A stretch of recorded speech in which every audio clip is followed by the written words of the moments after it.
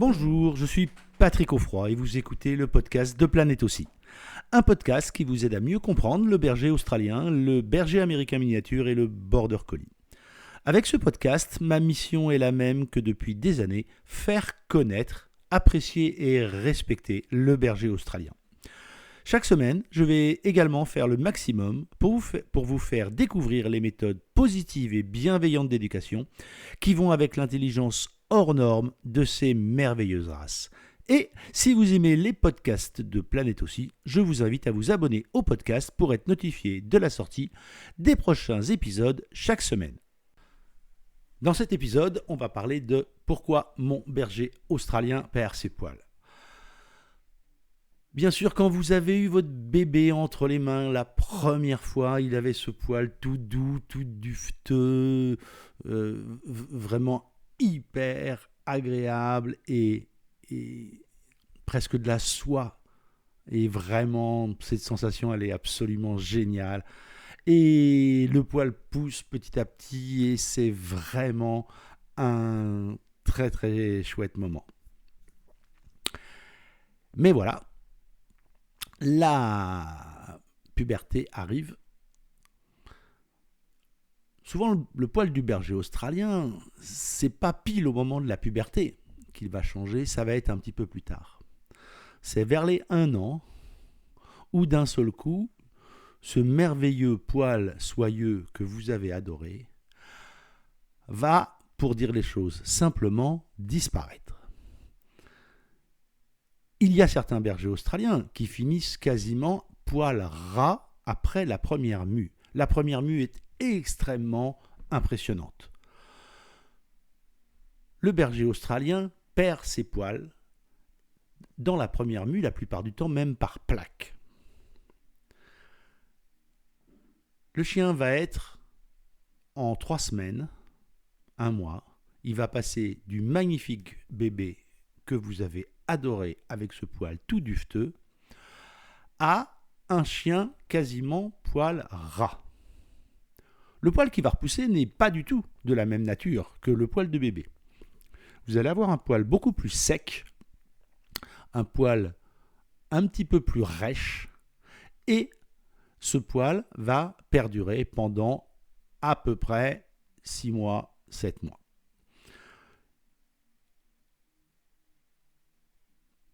La pousse du poil est extrêmement rapide. Donc, ne vous inquiétez pas, vous n'allez pas avoir un berger australien ou un mini aussi poil ras pendant des années, rassurez-vous. Cela va aller relativement vite. Néanmoins, vous allez pouvoir vous rendre compte que véritablement, la qualité du poil, la densité du poil est complètement différente. Le poil du berger australien est particulier parce qu'il a, la plupart du temps, un sous-poil important. Le sous-poil, c'est la partie qui est contre la peau et qui a cette vertu isolante. Une fois adulte, le chien va perdre, le berger australien, le mini australien, mais le border collie également, vont perdre leur poil 1 ou 2 fois par an. Ça va dépendre de beaucoup de choses. Ça va dépendre de est-ce qu'il dort à l'intérieur ou à l'extérieur. Ça va dépendre de la température. Si vous êtes dans une région chaude, les chiens vont perdre leur poil plus rapidement. Si vous êtes dans le nord de la France, la densité du poil et l'importance du poil sera plus importante. Alors, quelques exemples par rapport à ça. Là, notre première portée de berger australien était en 1999. Et on avait eu la bonne idée en fin d'année ou en tout début d'année à l'exposition de Bordeaux de faire une réunion des bébés pour faire un lot d'élevage en baby. En plus, c'était un lot d'élevage en baby avec que des rouges. Pour l'anecdote, le présentateur à qui j'avais dit ce sont des rouges merles et des rouges tricolores m'avait dit « Oh, ce que vous êtes drôle, rouge merle, comme c'est amusant ». Ceci pour dire à quel point la race était extrêmement connue à l'époque. Il n'empêche que ce jour-là, on avait réuni des chiots qui étaient dans le sud de la France, les nôtres et celles d'autres propriétaires, et d'autres personnes qui étaient venues du nord de la France, et particulièrement de Normandie. Les chiots de Normandie avaient énormément plus de poils que ceux du sud. Et pourtant, c'était des frères et sœurs, et c'est bien les conditions, et pourtant ils vivaient dans la maison, hein, les autres chiens. Et donc ceci pour dire à quel point, en fonction de l'environnement, le poil que vous allez avoir sur le berger australien va être extrêmement différent. Par contre, une chose est commune à tous les bergers australiens, c'est la façon dont, une fois adultes, ils perdent leurs poils. Ils ne vont plus perdre les poils par plaque, comme la première fois. Ils vont perdre leurs poils par flamèche, c'est-à-dire que, sur un noir tricolore, par exemple, vous allez voir d'un seul coup apparaître des flamèches grises, c'est-à-dire des groupes de poils qui ont un petit peu la forme d'une flamme, c'est-à-dire avec un début effilé et le gros groupe de poils qui est derrière. Et là, si vous attrapez cette partie arrière de ce groupe de poils, vous allez pouvoir les retirer sans difficulté.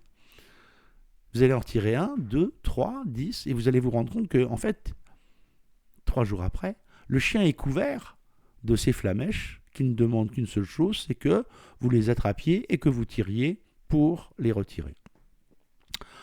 Bien sûr, vous pouvez avec une brosse accélérer le phénomène de la mue, enfin, vous ne ferez que accélérer le fait de retirer les flamèches. La mue est déjà effective parce que, je le répète, à ce moment-là, le poil est déjà détaché du corps. Donc, les flamèches, c'est vraiment le début. Quand vous allez commencer à en voir, vous savez que la mue est partie. En gros, la mue chez le berger australien, ça dure entre 15 jours et 3 semaines. Et là, par contre, vous allez voir que autant le poil s'en va, mais que le sous-poil du chien reste présent. Et donc, vous n'aurez plus les chiens quasiment poil ras que vous auriez pu avoir à la première mue. Bien sûr, il peut y avoir des variations en fonction, comme je l'ai déjà dit, de l'endroit où vous vivez. J'imagine que les chiens qui vivent dans des contrées très très ensoleillées vont, eux, avoir encore des différences de mue peut-être plus rapides. Et à l'inverse, les chiens du Nord vont, eux, garder un sous-poil beaucoup plus important. Au milieu de ça, il y a des contre-exemples. Le meilleur contre-exemple, c'est Motley. Motley qui est le chien qui, pendant des années, m'a accompagné dans l'éducation et la rééducation des chiens en tant qu'éducateur canin. Motley ne perd pas ses poils. Il n'a pas fait de mue. Il va avoir 10 ans bientôt, là, au moment où j'enregistre ce podcast. Et il n'a, depuis ses 4 ans, pas perdu ses poils. Il a toujours un énorme volume, même en plein été. Il ne souffre pas de la chaleur, parce qu'il est extrêmement bien protégé, justement, à cause de la couche de sous-poil qu'il a autour de lui. Point important, il ne faut jamais raser le poil du berger, le poil du berger australien, ni passer un coup de tondeuse, justement, pour ne pas endommager le sous-poil du chien. Une fois qu'on a dit ça, il faut garder à l'esprit que la mue est un phénomène naturel qui permet au chien de se protéger des écarts de température. Vous devrez faire avec. Le gros avantage, c'est que les flamèches, même quand vous en trouverez dans le panier du chien, vous allez pouvoir les ramasser très facilement. C'est pas comme des chiens avec des poils ras où vous allez avoir des tout petits poils partout. Non, là, vous allez avoir des grosses flamèches et ça sera bien plus simple. Une précision, après la première mue et ensuite les 2-3 mues suivantes, vous allez voir le poil apparaître plus foncé. Par exemple, sur les rouges tricolores, vous allez pouvoir voir des bandes quand le poil repousse qui sont plus intenses que le poil qui est encore présent, qui était le poil de l'année précédente. Ceci est tout à fait normal et particulièrement sur les rouges, le poil a tendance à foncer avec l'âge. Voilà, j'espère que ces explications vous auront éclairé sur ce point important. Merci d'avoir écouté ce podcast jusqu'au bout. J'espère que l'épisode vous a plu. Avant de vous quitter, je vous invite, comme toujours, à vous abonner au podcast pour ne pas manquer les prochains épisodes et surtout, n'oubliez pas de laisser une note 5 étoiles et un commentaire sur Apple Podcast. Cela vous prend moins d'1 minute et vous n'imaginez pas à quel point cela aide à faire connaître le podcast à plus de monde. Et en plus, je suis toujours content de lire tous les commentaires.